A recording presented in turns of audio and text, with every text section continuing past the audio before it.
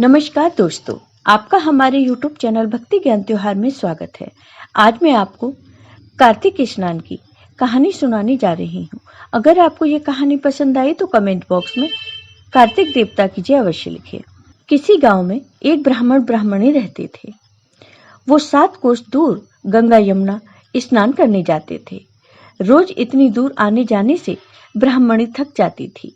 एक दिन ब्राह्मणी कहती है कि कोई बेटा होता तो बहू आ जाती।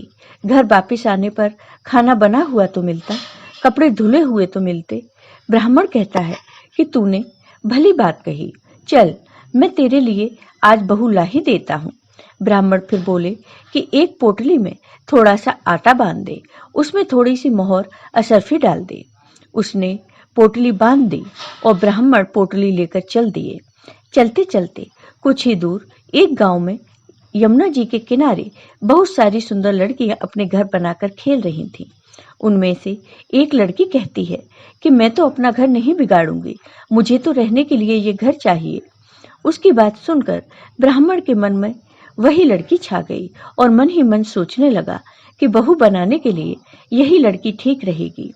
जब वह लड़की जाने लगी तो ब्राह्मण भी उसके पीछे पीछे चल दिए और जब वह लड़की अपने घर पहुंचती है तब बूढ़े ब्राह्मण कहते हैं, बेटी कार्तिक का महीना है, मैं किसी के यहाँ खाना नहीं खाता। तुम अपनी माँ से पूछो कि मेरा आटा छानकर 4 रोटी बना देगी क्या। यदि वह मेरा आटा छानकर रोटी बनाएगी तभी मैं खाऊंगा। लड़की अपनी माँ को सारी बात बताती है। माँ कहती है, बेटी बाबा से कह दे कि रोटी में 4 रोटी वह भी खा लेंगे। लेकिन लड़की कहती है, नहीं माँ, बाबा ने कहा है कि मेरा आटा छानकर बनाओगी तभी वह खाएंगे। तब उसकी माँ कहती है, ठीक है, जा बाबा से कह दे कि अपना आटा दे दें। उसने आटा छाना तो उसमें से मोहर अशर्फी निकलती हैं। वह सोचती है कि जिसके आटे में इतनी मोहर अशर्फी हैं उनके घर में न जाने कितनी होंगी। जब ब्राह्मण रोटी खाने बैठे तो लड़की की माँ बोली, बाबा तुम लड़के की सगाई करने जा रहे हो। बाबा बोले कि मेरा लड़का तो काशी बनारस पढ़ने गया हुआ है, लेकिन अगर तुम कहो तो मैं खांड कटोरे से तुम्हारी लड़की को ब्याह कर अपने साथ ले जाऊं। लड़की की माँ बोली, ठीक है बाबा, और वह विवाह कर लाए। घर आकर ब्राह्मण बोले कि दरवाजा खोलकर देखो, मैं तुम्हारे लिए बहू लेकर आया हूँ, आकर बहू का स्वागत करो। ब्राह्मणी बोली, दुनिया ताने मारती थी, अब तुम भी मार लो।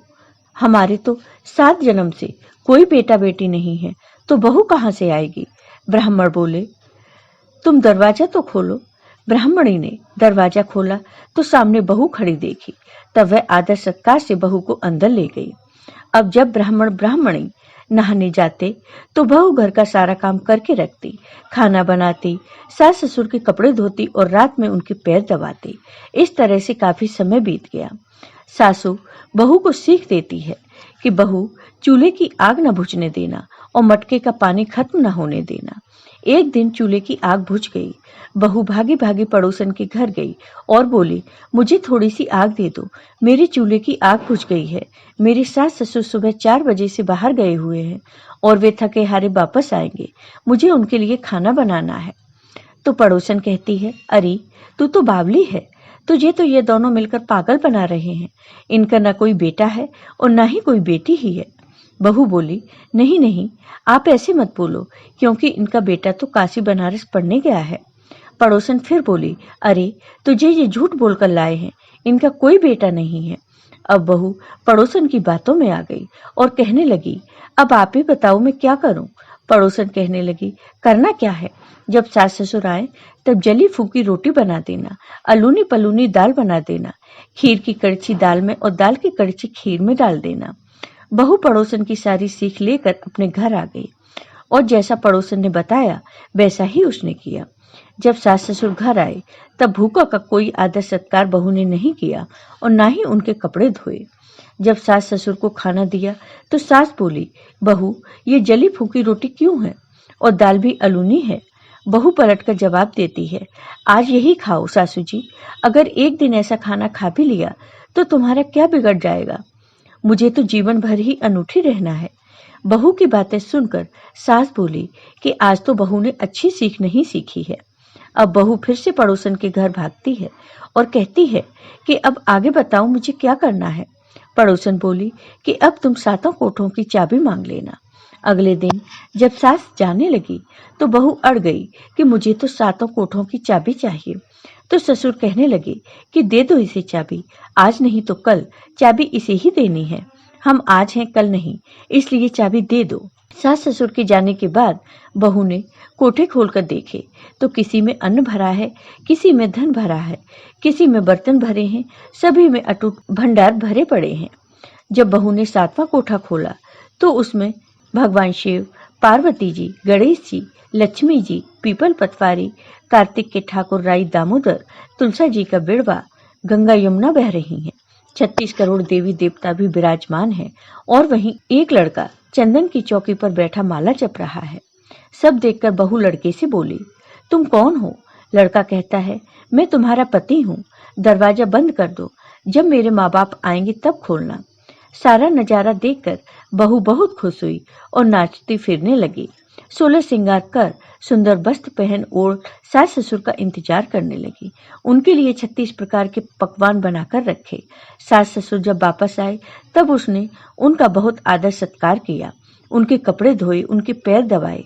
बहू सास के पैर दबाते कहने लगी, माँ जी आप इतनी दूर 12 कोस यात्रा करके गंगा यमुना का स्नान करने जाती हो, थक जाती हो, तो तुम घर में ही स्नान क्यों नहीं करती हो? बहू की बात सुनकर सास ने कहा, बहू भला गंगा यमुना भी घर में बहा करती हैं क्या? बहू बोली, हाँ माँ जी बहती हैं, चलो मैं आपको दिखाती हूँ। तब बहू ने सातवां कोठा खोल कर दिखाया तो उसमें गणेश जी, लक्ष्मी जी, भगवान शिव, माँ पार्वती, पीपल पतवारी, माता लहरा रही थी, तुलसा जी लहरा रही हैं, कार्तिक के ठाकुर राई दामोदर, गंगा यमुना बह रही हैं, 36 करोड़ देवी देवता विराजमान हैं और वहीं तिलक लगाए चंदन की चौकी पर एक लड़का माला जप रहा है। माँ ने कहा कि तुम कौन हो? तब लड़का बोला, माँ मैं तुम्हारा ही तो बेटा हूँ। तब ब्राह्मणी ने फिर कहा, तुम कहाँ से आए हो? लड़के ने कहा, मुझे कार्तिक देवता ने भेजा है।